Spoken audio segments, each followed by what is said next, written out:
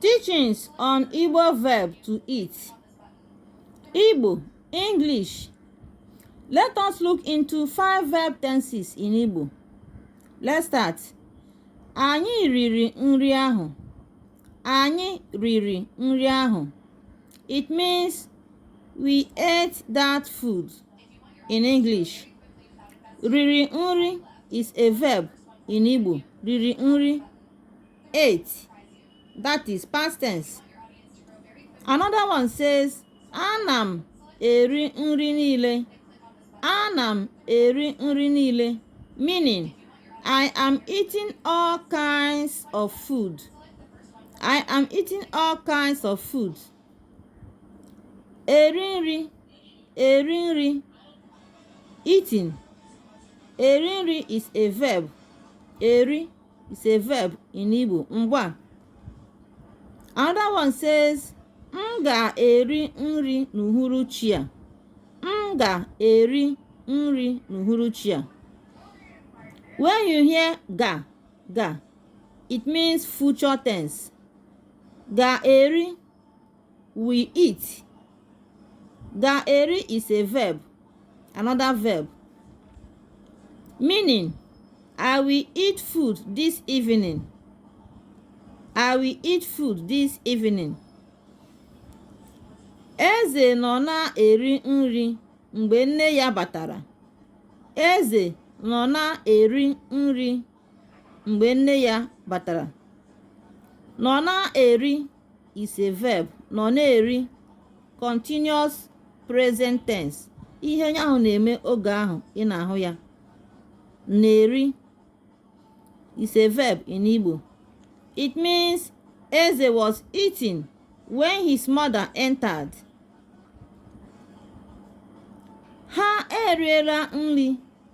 Ha eriela nri, meaning they have eaten.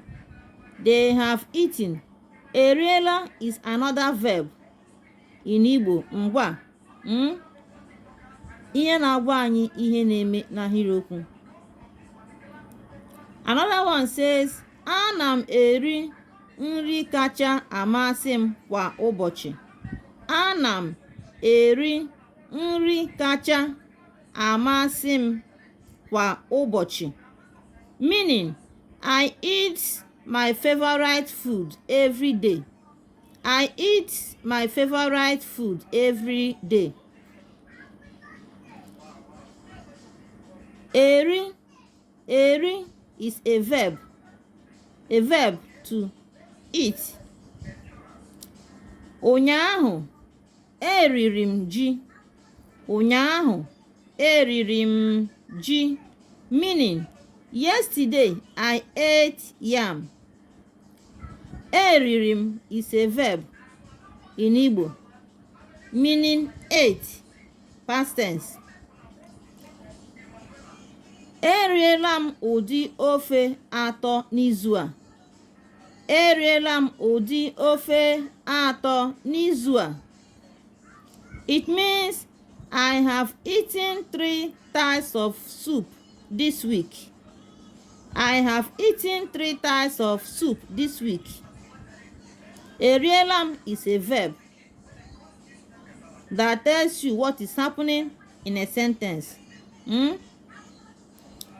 Ha ga-eri osikapa. Ha ga-eri osikapa, meaning they will eat rice. They will eat rice.